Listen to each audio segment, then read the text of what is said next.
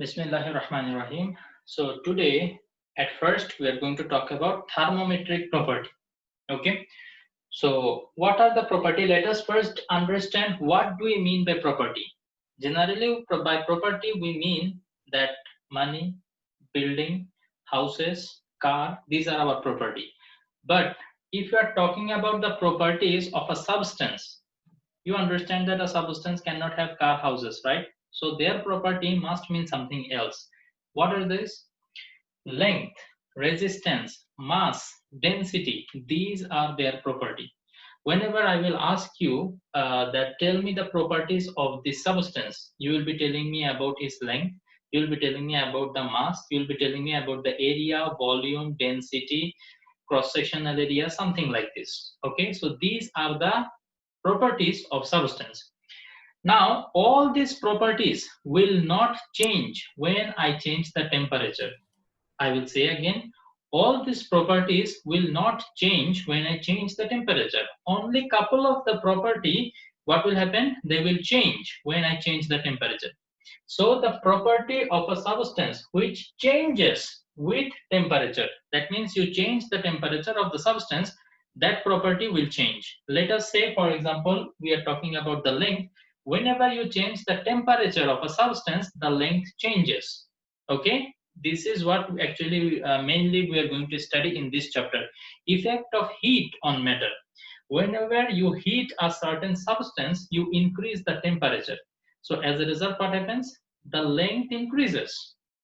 Okay, so you can see that length is such a property that changes with the change of temperature. So this property is called a thermometric property. Okay, now this is first half. Can you explain again? Yeah, okay, no problem. Any property that changes with the change of temperature. Okay, for example, I said length. Whenever you change the temperature of something, the length of that substance will be changing. Okay, now How, sir? this is very easy to understand. Okay, uh, um, for example, we can look at the electric wires. Okay, now if you take a closer look at that and observe for a couple of years, you will see that in the summer season, what happens? The electric wires between two poles, let us say this is one pole and this is another pole, and between them there is an electric wire. Okay, now during the summer season, what happens? The wire gets loosened. You will see it is a little bit loose. আগের থেকে loose হয়ে গেছে. Why this happens? Because it gets elongated when it is heated. During the summer season, things get heated up, right? So increase of temperature takes place, and as a result, the length increases. And if the length increases, definitely it will be losing up. The opposite happens during the winter season. In the winter season, the temperature drops down. As a result, what happens? When the temperature decreases, the length decreases. As a result, what will happen? The wire will become more tighter. This is the normal condition. Okay, in the summer season it will loosen up, in the winter season it will become more tight. Okay, now there are several occurrences. Okay, what will happen? Let us say the distance between these two poles is 30 meter. Okay, now you have fitted a wire of 30 meter between them. Then what will happen? এটা একদম টান টান হয়ে থাকবে, তাই না? যেহেতু 30 metre distance এবং 30 মিটার ওয়্যারে তুমি দিছো, এটা একদম টান টান হয়ে থাকবে। Yeah, tight. In season it will snap. Snap মানে ছিঁড়ে যাবে, স্ন্যাপচ্যাট না আবার। ওকে, তো ইন দা উইন্টার সিজন কি হবে? এটা ছিঁড়ে যাবে, ইট উইল স্ন্যাপ। কারণ উইন্টার সিজনে এটা শ্রিঙ্ক করে, আমরা এটাকে শ্রিঙ্ক করা বলি আর কি, অনেকে শ্রিঙ্ক করা বললে বুঝে। তো শ্রিঙ্ক করে মানে কি? এটা ডিক্রিজ হয়ে যাবে লেন্থ, যেহেতু টেম্পারেচার কমে যায় এটা শ্রিঙ্ক করবে, এন্ড অ্যাজ এ রেজাল্ট তুমি যদি এটা 30 মিটার থেকে এটার লেন্থ যদি 29.9 ও হয়ে যায়, তাইলে কিন্তু এই পোল দুইটা একে কানেক্ট করে এটা রাখতে পারবে না, ওয়্যারটা মাঝখান থেকে ছিঁড়ে যাবে। ওকে, এই কারণে দেখবা যেসব ওয়্যার গুলা ঝুলানো হয় এগুলা একটু লম্বা রেখে ঝুলানো হয়। যেমন মনে করো ডিসটেন্স যদি দুইটা পোলের মধ্যে 30 মিটার হয়, ওরা 32 মিটারের ওয়্যার ঝুলাবে, সো দ্যাট এটা যদি শ্রিঙ্ক হয়ে 31 মিটার হয়ে যায়, তারটা যাতে না ছিঁড়ে। ওকে, সো এখানে মেইন কথা যেটা আমি আসলে বুঝাতে যাচ্ছি, লেংথ এটা হচ্ছে এমন একটা প্রপার্টি যেটা টেম্পারেচার চেঞ্জ করার সাথে সাথে চেঞ্জ হয়। ওকে, এখন আমরা অন্য আরেকটা প্রপার্টির কথা চিন্তা করি যেটা কিনা টেম্পারেচার চেঞ্জ করলেও ওটা চেঞ্জ হবে না। কেউ একটা এক্সাম্পল দিতে পারো নিজে থেকে? আমি আগে একটু চাই তোমরা একটু থিঙ্ক করো। Come up with an example of Any example? any example, any property that does not change with temperature. What do you think? Buildings. No, building is a substance. I'm talking about the property. Building এর কি change হয় না? তুমি বললে building, okay fine. অথবা আমরা একটা ব্রিকের কথা ধরি, এই যে ব্রিক, এটার কি চেঞ্জ হবে না তুমি টেম্পারেচার চেঞ্জ করলেও?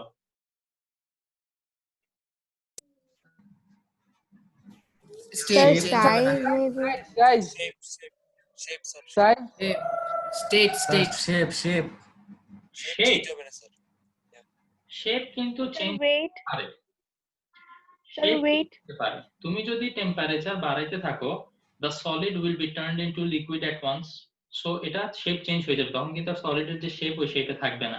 আচ্ছা, আরেকজন কি বলছো? Sir, weight. Weight, this is very good example. Actually more appropriately we can say mass. Okay, good example. Okay, mass change না হলে আসলে weight ও চেঞ্জ হবে না unless we leave earth.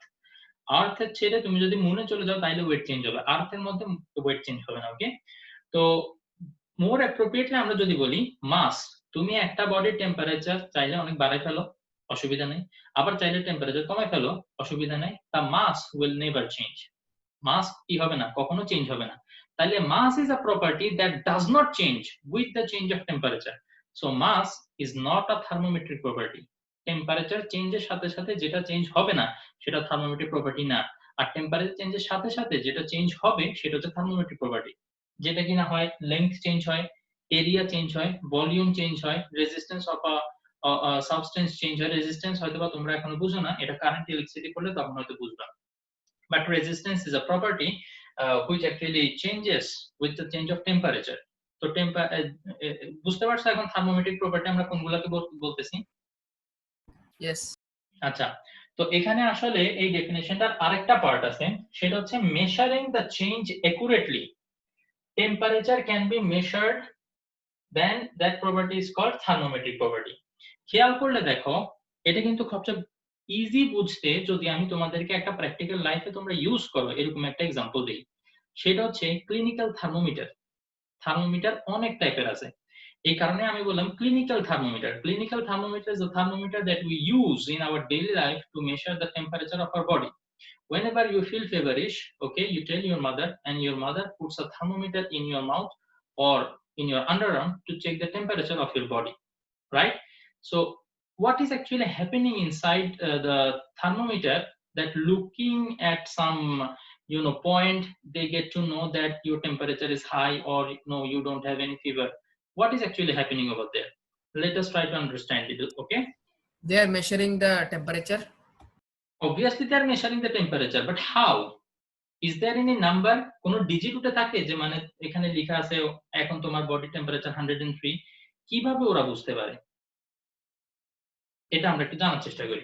Okay, so inside the clinical thermometer there is a liquid. What is the name of that liquid?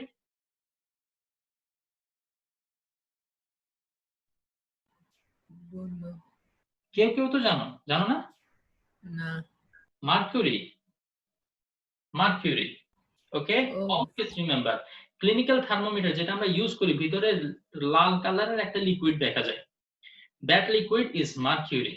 এখন এই মার্কিউরিটা কেন use করা হয় খেয়াল করলে দেখবা, এই যে মার্কিউরির হচ্ছে কি লেংথ যে জিনিসটা আছে না, লেংথ প্রপার্টি, এটা হচ্ছে মানে টেম্পারেচার চেঞ্জের সাথে সাথে কি হয়, চেঞ্জ হয়।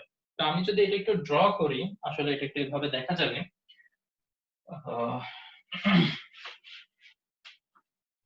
এখানে let us say this is our temperature and this is the bulb. টেম্পারেচারের নিচের দিকে, সরি থার্মোমিটারের নিচের দিকে সিলভার কালারের একটা বাল্ব থাকে, এটাকে বাল্ব বলা হয়, ঠিক আছে? তো এইটা মেইনলি আমাদের বডির সাথে কন্টাক্টে আসতে হবে। এটা যখন আমাদের বডির সাথে লাগাবো, আমাদের বডির টেম্পারেচার যদি হাই হয় তাহলে কি করবে, এটা কিছু হিট রিসিভ করবে, কারেক্ট অর নট? এটার উপরে দাগ কাটা থাকে এইভাবে, এই যে দাগ কাটা থাকে এটা একটা স্কেলিং। এই স্কেলিংটা কিসে করা থাকে? Degree Fahrenheit. কিসে করা থাকে? ডিগ্রি ফারেনহাইটে। তো নরমালি এটার ভিতরে এই যে একটা টিউবের মতো আছে এটার ভিতরে, ওকে? এই টিউবটা এই বাল্বের সাথে কি কানেক্টেড। নরমালি এটা মনে করো আমাদের বডির যে টেম্পারেচার 98.4 ডিগ্রি ফারেনহাইট, নরমালি লিকুইডটা মনে করো এই লেভেলে উঠে থাকে, ওকে? লিকুইডটা এই লেভেলে থাকে। এখন তুমি যখনই টেম্পারেচারটা সরি থার্মোমিটারের বাল্বটা তোমার বডির সাথে কন্ট্যাক্টে আনবা, তখন কি হবে? তোমার যদি জ্বর থাকে, টেম্পারেচার যদি হাই থাকে, তাহলে কি হবে? তোমার বডি থেকে কিছু হিট এটা দিয়ে এই লিকুইডটাতে পাস হবে না? এই লিকুইডের টেম্পারেচার একটু বাড়বে না? তো লিকুইডের টেম্পারেচারটা যদি বাড়ে, আমরা জানি কোনো কিছু টেম্পারেচার যদি আমরা ইনক্রিজ করি তাইলে সেটা লেন্থ কি হয়? ইনক্রিজ হয়। তাইলে এটার যদি বেড়ে যায় তাইলে এই লিকুইড লেভেলটা একটু উপরের দিকে উঠে যাবে না? বুঝতে পারছো? যত বেশি হিট তত বেশি উপরে উঠবে। রাইট, যত বেশি তোমার জ্বর তত বেশি এটা উপরে উঠবে। মনে করো এটা ওইখানে উঠে গেল, ঠিক আছে? লিকুইডটা এখন লেন্থে ইনক্রিজ হয়ে উপরের দিকে উঠে গেল। এখন আমরা জানি নরমাল হইলে এতটুকু থাকার কথা, কিন্তু এখন নরমাল থেকে উপরে আছে। তো আমরা এখানে যে স্কেল গুলা কাটা আছে সেটা দেখে আমরা বলে দিই যে ওকে, ওর 103 ডিগ্রি ফারেনহাইট জ্বর, ঠিক আছে? তো বুঝো জিনিসটা। তো এখানে আমরা কি করলাম, এই যে ওর কতটুকু লেন্থ ইনক্রিজ হয়েছে সেটার উপর বেস করে আমি টেম্পারেচারটা বলে দিতে পারছি। মারাত্মক জিনিস কিন্তু, তাই না? এটাই আমি এখানে বলতেছি যে মেশারিং দ্য চেঞ্জ একুরেটলি, লেন্থ কতটুকু চেঞ্জ হয়েছে সেটা মেশার করে টেম্পারেচার ক্যান বি মেশার্ড। আমরা কিন্তু এখান থেকে টেম্পারেচারটা বলে দিতে পারছি যে কতটুকু এখন ওর বডির টেম্পারেচার। তাহলে এই ধরনের প্রপার্টি গুলাকে আমরা বলবো থার্মোমেট্রিক প্রপার্টি। তোমরা কি এটা বুঝতে পারছো? Yes, That Yes, sir. is clear? yes sir. Okay, very good. The next topic that we will study, before we move to the next topic, I want to tell you that the topic of thermometric property, it has been discussed in details in the page number 164. I told you the main thing, okay? So all you need to do is go through this page, go through the lines and check if you find any line which you don't understand, okay? If you don't understand a particular line or any word, you may ask me in the following class, okay? No problem. I want you to go through each and every line because these are important for MCQs, okay?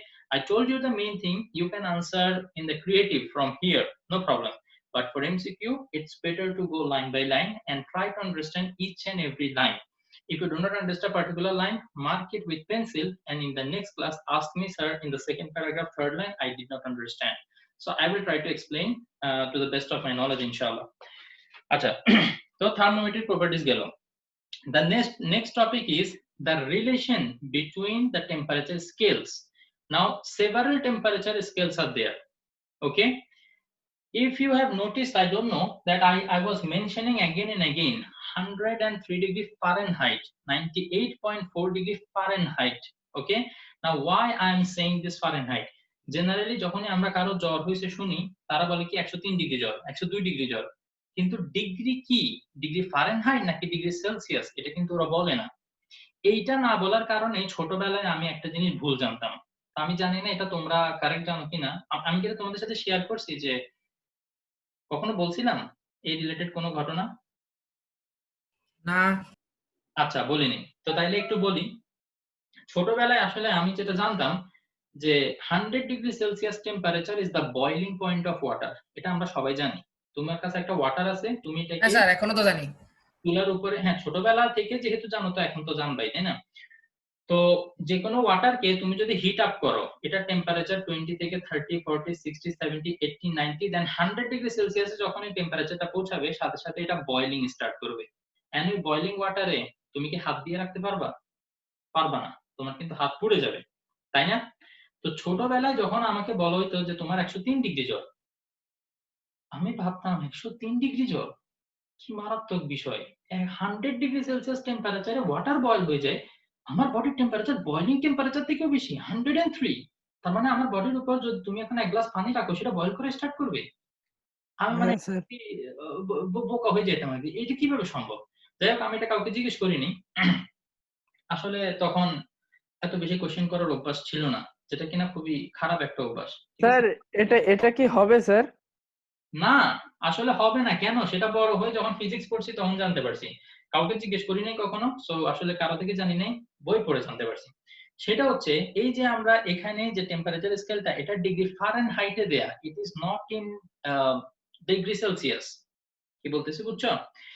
In Fahrenheit, the normal body temperature is 98.4 degree Fahrenheit. In degree Celsius, it is 37.56 এরকম কিছু বলে, 37 এর আশেপাশে, 37 degree Celsius. বুঝতে পারছো? এটা হচ্ছে আমাদের নর্মাল বডি টেম্পারেচার। তোমার যখন জ্বর হয়, মেবি তোমার টেম্পারেচার হয় 38 ডিগ্রি সেলসিয়াস, বা খুব বেশি জ্বর হলে 39 ডিগ্রি সেলসিয়াস, এতটুকুই। তো অ্যাকচুয়ালি ডিগ্রি সেলসিয়াস এটা অনেক কম, ডিগ্রি ফারেনহাইটে এই ভ্যালুটা অনেক বেশি। তো তখনই জানতে পারলাম যে মনে করো তোমাকে যদি আমি কোনো কিছুর লেংথ মাপতে বলি, তুমি কিন্তু কখনো সেটা সেন্টিমিটারে মাপবা, কখনো সেটা মিটারে মাপবা, কখনো সেটা কিলোমিটারে মাপবা। যেমন আমি যদি তোমাকে বলি এই কলমটার লেংথ মেজার করো, you will be measuring it in centimeter. You will never tell me the length of this pen in kilometer, right? Then again, if I tell you to measure the distance between Heath and Budaya, then what will happen? Will you ever tell me the distance in centimeter or millimeter? No. No. You will tell me the distance in kilometer. So there are Yes. several scales, right? And depending on the conveniency, we use or we choose a particular scale. Likewise, in temperature, there are several scales. Okay, degree Celsius, Fahrenheit, Kelvin, and Rankine. 4 scales are there. But in your level, okay, in SSC level, we study in details about 3. The first 3: degree Celsius, degree Fahrenheit, and Kelvin. Okay.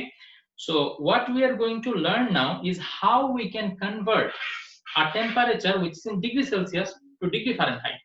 Okay, we must be able to do this. In exam, in B for 2 marks, or sometimes maybe in C also, you will be asked that a given temperature is in degree Fahrenheit. You will be asked to calculate it and or convert it into degree Celsius. So how you can do that, we will try to understand. And while I'm actually discussing about this, I will also talk about couple of MCQs which are very important for exam. Okay, so please pay highest attention.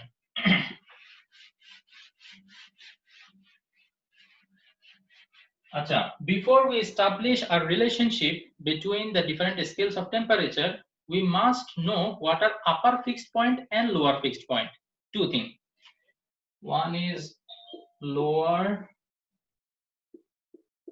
fixed point, another one is upper fixed point. I think my marker is out of ink.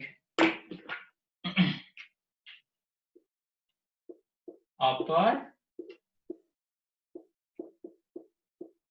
fixed point. Okay, so lower fixed point is the temperature at which the ice starts melting.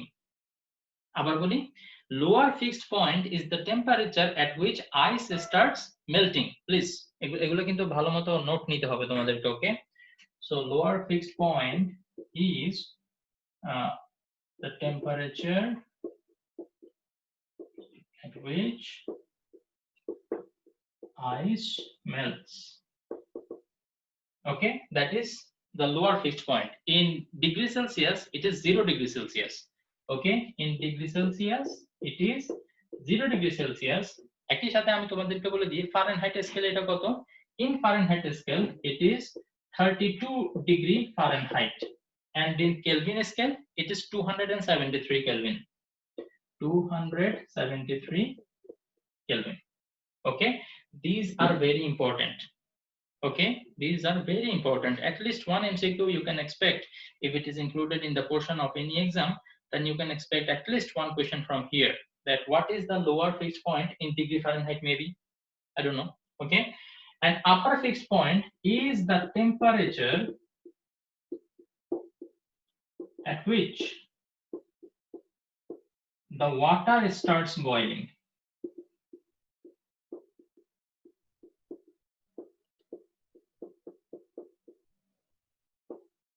Okay, And in degree Celsius, I already told you it is 100 degree Celsius. Okay, and in degree Fahrenheit it is 212 degree Fahrenheit, and in Kelvin it is 373 Kelvin. Okay, these are the couple of numbers that you have to actually memorize. Okay, so lower fixed point for degree Celsius 0 degree, upper is 100, so 0 to 100, and lower fixed point for actually degree Fahrenheit is 32, upper fixed point is 212, 32 to 112. Okay, if you can remember it like this, it will be easier, I guess. And it is 273, 373. Okay, now actually sometimes it is mentioned as the temperature at which the water starts freezing. এটা কেন same আমি তোমাকে একটু বলি। এই যে 0 degree Celsius, এটা যে আমি বললাম কি যে আইস মেল্টস এট দিস টেম্পারেচার। আবার এখানে আরেকটা ঘটনা হয়, water freezes in this temperature. এই যে আমি দুইটা ডিফারেন্ট টাইপের কথা বলতেছি, একটাতে আইস মেল্ট হয়ে ওয়াটার হচ্ছে, আবার বলতেছি ওয়াটার ফ্রিজ হয়ে আইস হয়ে যাচ্ছে, দুটোটা একই টেম্পারেচারে হয়। সেটা কিভাবে সম্ভব? এটা এইভাবে সম্ভব, যদি তোমার কাছে মনে করো আইস আছে, তুমি যদি এটাকে হিট দাও, you heat it up, then what will happen? At 0 degree Celsius temperature it will melt. Clear? এবার মনে করো and melt হয়ে কি হয়ে যাবে, এটা ওয়াটার হয়ে যাবে। আবার মনে করো আমার কাছে ওয়াটার আছে, এই ওয়াটারটাকে আমি ফ্রিজের মধ্যে রেখে দিলাম। কোথায় রেখে দিছি? ডিপ ফ্রিজের মধ্যে। এখন ডিপ ফ্রিজের মধ্যে যখন এটা রাখি, এটা টেম্পারেচার কমতে থাকে। দেখো আইসকে আমরা হিট দিচ্ছিলাম আর ওয়াটার থেকে হিটটা আমরা বের করে নিচ্ছি।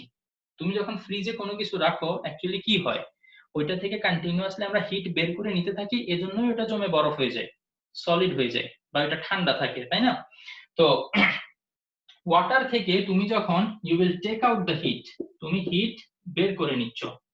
ওকে, এই বের করে নেওয়াটা আমি একটু অ্যারো দিয়ে বুঝাইলাম। সো তখন এবার কি হবে, তোমার টেম্পারেচার যখন 0 ডিগ্রি সেলসিয়াসে আসবে, the water will start freezing, এবং এটা কি হয়ে যাবে, আইসে কনভার্ট হবে। সো দুইটা জাস্ট অপোজিট দিক থেকে, একটা হচ্ছে ওয়াটার আইস থেকে হিট দিয়ে আমরা ওয়াটারে যাচ্ছি, আবার মনে করো এই ওয়াটারটাকে আমরা যদি হিট বের করে নিতে থাকি, তাহলে আবার 0 ডিগ্রি সেলসিয়াসে এটা আবার ফ্রিজ হয়ে আইসে চলে যাবে। সো দুইটা হচ্ছে ডিফারেন্ট, মানে opposite process. Okay, so do not get confused. যদি কখনো কোথাও দেখো যে লোয়ার ফিক্সড পয়েন্ট বলতে ওয়াটারের ফ্রিজিং পয়েন্ট বলতেছে, দ্যাট ইজ ট্রু। আবার যদি ওইটাকে আইসের মেল্টিং পয়েন্টও বলে, দ্যাট ইজ অলসো ট্রু। ঠিক একইভাবে আমি সেম কথা বলবো এখন 100 ডিগ্রি সেলসিয়াসের জন্য। ওয়াটারকে যখন তুমি হিট দিবা, এতক্ষণ আমরা ওয়াটার থেকে হিট নিয়ে নিচ্ছিলাম, সো এটা আইসে চলে গেছে। কিন্তু ওয়াটারকে যদি তুমি হিট দাও, তাহলে 100 ডিগ্রি সেলসিয়াসে কি হবে, ওয়াটার বয়েল করা স্টার্ট করবে। তার মানে ওয়াটার ভ্যাপারে কনভার্ট হয়ে যাবে। তুমি যখন এই যে পাতিলের মধ্যে আমরা পানি গরম করি, তখন 100 ডিগ্রি সেলসিয়াসে যখন ওয়াটার বয়েল করা শুরু হয়, দেখবা ওইটার উপর থেকে মানে ওয়াটার ভ্যাপার উঠতেছে। আই গেস ওয়াটার ভ্যাপার আমরা সবাই দেখছি, তাই না? ওকে, তো এটা হচ্ছে যখন ওয়াটারকে আমরা হিট দিচ্ছি 100 ডিগ্রি সেলসিয়াসে, ওয়াটার ভ্যাপার হয়ে যাবে। ওকে, তো তাইলে 100 degree Celsius it is the upper fixed point, যেখানে ওয়াটার স্টার্টস। হ্যাঁ ফাতেমা, কিছু বলবে বলো। স্যার ওই আইসের মেল্ট আর ওটাই বুঝিনি এখন। আইসের মেল্টিং বুঝো নাই? ওই তো 0 ডিগ্রিতে যে আইস মেল্ট শুরু হয় আর ওয়াটার ফ্রিজ হয়ে যায়। আচ্ছা, এটা জানো না। ওকে, তাহলে এটা আমি আরেকটু ডিটেইলসে বলার চেষ্টা করি। মনে করো তুমি ফ্রিজের মধ্যে আইস আছে না, সে আইসটা ফ্রিজের টেম্পারেচার, ফ্রিজের ভিতরের যে টেম্পারেচার সেটা থাকে মাইনাস সামথিং, মনে করো -10 ডিগ্রি সেলসিয়াস। এই টেম্পারেচারে কি আছে, আইস আছে। এই আইসটাকে তুমি ফ্রিজের থেকে বের করে টেবিলের উপর রাখলা। এখন এটা কি হবে দেখি বলো তো, এটার টেম্পারেচার বাড়তে থাকবে না? -10 থেকে -9, -8, -7, -6 এভাবে করতে করতে -1, দেন কততে আসবে, 0 ডিগ্রি সেলসিয়াস টেম্পারেচারে আসবে না?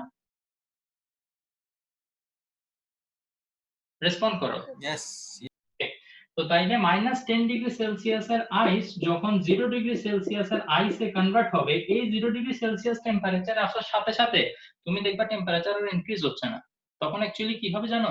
তখনই আইসটা মেল্ট হওয়া শুরু করবে, দেখবা আইস ওয়াটার হয়ে যাচ্ছে। তুমি যদি ফ্রিজের থেকে বের করে আইস টেবিলের উপরে রাখো, কিছুক্ষণ পর এটা মেল্ট হয়ে ওয়াটার হয়ে যাবে না? হ্যাঁ স্যার। তো সেটা 0°C টেম্পারেচারে হয়। তো তাইলে 0°C কেমিস্ট্রির ফার্স্ট চ্যাপ্টারের মতো। এটা কি হবে? 0°C এর ওয়াটারে কনভার্ট হয়ে যাবে। ওকে, তো এই প্রসেসটার নাম হচ্ছে মেল্টিং অফ আইস। ওকে, বুঝতে পারছো? ওকে স্যার, বুঝছি। Yes. ওকে, এখন মনে করো আমরা উল্টা, আমার কাছে ওয়াটার আছে, ওয়াটারের টেম্পারেচার হচ্ছে 20°C। আমি এখন এই ওয়াটারটাকে একটা গ্লাসের মধ্যে ভরে ফ্রিজের মধ্যে রেখে দিলাম। কোথায় রেখে দিলাম? ফ্রিজ অথবা রেফ্রিজারেটর, ঠিক আছে, ডিপ ফ্রিজের মধ্যে আমরা রেখে দিলাম। এখন এখানে কি হবে? এই যে 20°C থেকে এটার ওয়াটার টেম্পারেচার কি হবে? কমতে থাকবে না? ফ্রিজে রাখলে টেম্পারেচার কমে, এতটুকু তো আমরা বুঝি, তাই না? তো ফ্রিজে আমি ওয়াটারকে রাখছি, টেম্পারেচার 20 থেকে কমতেছে, 20 থেকে 19, 18, 17, 10, 5, একটা সময় জিরোতে আসবে না? জি স্যার। এই জিরোতে যখন আসবে, সাথে সাথে ওয়াটারটা দেখবা আইসে কনভার্ট হওয়া শুরু হয়ে গেছে, মানে ওয়াটারটা আস্তে আস্তে শক্ত হয়ে যাবে। কি বলছো, বুঝতে পারছো? তাহলে এখন এটা 0°C এর ওয়াটারে কনভার্ট হয়ে যাবে এবং এখান থেকে সেটা 0°C এর আইসে কনভার্ট হবে। তাইলে দেখতেছো এই যে 0°C টেম্পারেচারে তুমি যদি আইসকে হিট দাও, সেটা ওয়াটারে কনভার্ট হবে, তো সেটাকে আমরা বলি আইসের মেল্টিং। আবার এই 0°C ওয়াটার থেকে তুমি যদি হিট বের করে নিতে থাকো, তাইলে এটা 0°C আর আইসে কনভার্ট হয়ে যাবে, এটাকে বলি আমরা ওয়াটারের ফ্রিজিং। তো এই কারণে আইসের মেল্টিং এটাও 0°C হয়, ওয়াটারের ফ্রিজিং এটাও 0°C হয়। বুঝতে পারছো এখন? হ্যাঁ স্যার। ওকে, তো এই কারণে এই এই এই- এই যে এই যে পয়েন্টটা 0°C, এটা হচ্ছে কি লোয়ার ফিক্সড পয়েন্ট। এখন আমি যদি ডিগ্রি সেলসিয়াস না বলে ডিগ্রি ফারেনহাইটের কথা বলতাম, তাইলে আমি এখানে লিখতাম 32°F, 32°F, 32°F, 32°F। আর যদি কেলভিন লিখতাম, তাহলে 273 কেলভিন, 273 কেলভিন, 273 কেলভিন, 273 কেলভিন। ওকে, ব্যাস এগুলাই। ওকে, তো ক্লাসের আর বেশিক্ষণ সময় নাই, আমি জাস্ট ফর্মুলাটা তোমাদের কাছে একটু লিখে দিচ্ছি, যে এই ফর্মুলাটা দিয়ে আমরা অ্যাকচুয়ালি কনভার্সনটা করতে পারি, এবং একটা দুইটা কনভার্সন আমি একটু করে দেখাই।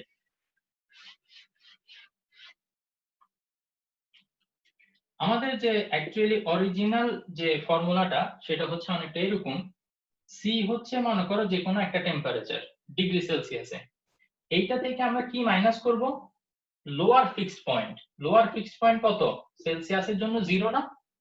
এবং নিচে যেটা লিখবো সেটা হচ্ছে upper fixed point minus lower fixed point. Okay, এখন ইকুয়াল টু দিয়ে আমরা যখন একই জিনিস ফারেনহাইটের জন্য লিখবো, তখন লাইনটা কিরকম হবে? যে কোনো একটা টেম্পারেচার যেটাকে আমি সেলসিয়াস ধরে নিয়েছি, ঠিক সেটারই ফারেনহাইটের ভ্যালুকে আমরা যদি এফ ধরে নিই, তাহলে এখানে হবে এফ মাইনাস, দেখো তো এখানে কি বসেছি, lower fixed point in Celsius 32 হ্যাঁ 32 32 হবে। গুড, ভেরি গুড, তোমরা এক্সট্রাঅর্ডিনারি ট্যালেন্ট আসলে। এইখানে কি হবে এটাও বলে দাও তাইলে। 212 minus 32 হবে। এটা চিন্তা করতে হবে না তো, উপরে যেটা মাইনাস 32, হ্যাঁ আমি বলছি স্যার, মাইকের জন্য যায় না স্যার, ডিস্টার্ব। হ্যাঁ, ওই যে লোয়ার ফিক্সড পয়েন্টটাই আমরা মাইনাস করতেছি, এখানেও যেরকম লোয়ার ফিক্সড পয়েন্ট মাইনাস করতেছি উপরে নিচে, এখানেও লোয়ার ফিক্সড পয়েন্ট। ওকে, সো ঠিক সেম লাইনটা আমরা চাইলে কেলভিনের জন্য লিখতে পারবো, কে মাইনাস 273 হ্যাঁ এটা 270, হ্যাঁ তাইলে এখানেও নিচে -73 লিখে দিই, আর 300. এইটা হচ্ছে আমাদের অরিজিনাল লাইন। এইখান থেকে আমরা ডেভেলপ করব এমন একটা লাইন যেটা কিনা ডাইরেক্ট আমরা ম্যাথমেটিক্যাল প্রবলেমে ইউজ করতে পারবো। সেটা কি রকম?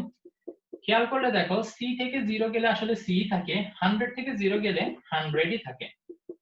ইকুয়াল টু কি?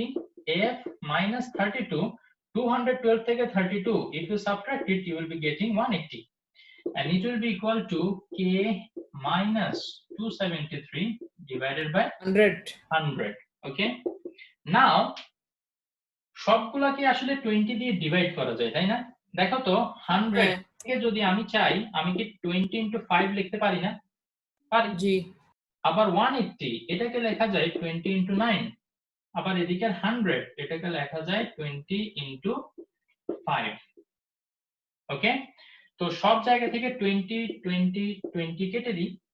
ওকে, তাইলে যে লাইনটা পাবো সেটাই হচ্ছে আমাদের actually final expression. c by 5 is equal to f minus 32 divided by 9 is equal to k minus 273 divided by 5. This is the line we will be using in mathematical problem, and this is the line you have to memorize and keep it in your mind. Okay, now how many minutes left? Oh, 3 minutes, enough. I will actually show you that if a temperature is given in a certain scale and you are asked to convert it into some other scale, how we can do this. Okay, so let us say a temperature is given maybe 90 degree Fahrenheit. It is given and you are asked to convert it to degree Celsius. How we can do this? At first, you have to check which two temperature scale you are considering, Fahrenheit and degree Celsius. So, degree Celsius R Fahrenheit এর যে relation ওইটা লিখবো শুধু, এখানে কেলভিনের কোনো কাজ নাই। তাইলে আমরা লিখবো c divided by 5 is equal to f minus 32 divided by 9। আমরা শুধু এতটুকু লিখবো, কেলভিনের এখানে কোনো কাজ নেই। সো এখন ভ্যালু কোনটা দেয়া আছে? ফারেনহাইটের ভ্যালু দেয়া আছে, ঠিক কি না? Yes sir. ওকে, ডিগ্রি সেলসিয়াস জানি না, সো 5 সরি c এর ভ্যালু আমার বের করতে হবে। ফারেনহাইটের ভ্যালু আমি জানি, that is 90, so I will put 90 here. 90 minus 32 divided by 9, so c will be equal to 90 minus 32 gives us 58. So 58 divided by 9, and this 5 was divided here, so if I change the side it will be multiplied. So what will be the answer? You can calculate and let me know. Can somebody calculate?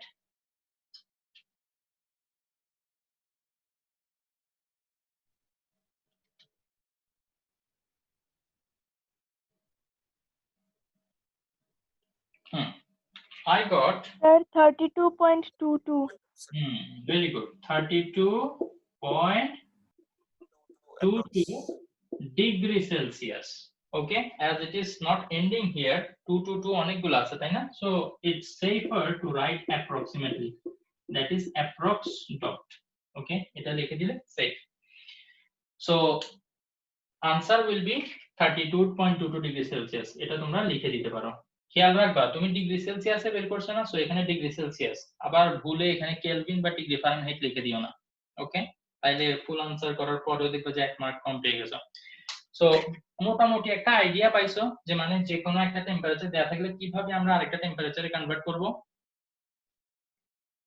ওকে, তো তোমাদের কাজকে আমি যেটা homework হিসেবে দিতে চাই ওইটা হচ্ছে তোমরা নিজেরাই, যে যেমন এই টেম্পারেচারের যে ভ্যালুটা এটা আমি র্যান্ডমলি আমি আমার ইচ্ছা মতো নিছি, তুমিও তোমার ইচ্ছা মতো যে কোনো একটা ভ্যালু নিবা এবং টেম্পারেচার স্কেলটাও তুমি সিলেক্ট করবা, যে ওকে তোমার মন চাইলো 45 ডিগ্রি, 45 ডিগ্রি সেলসিয়াস এটাকে আমি কেলভিনে নিব, তো তাহলে কেলভিনে নিলে কত হয় সেটা একটু দেখি।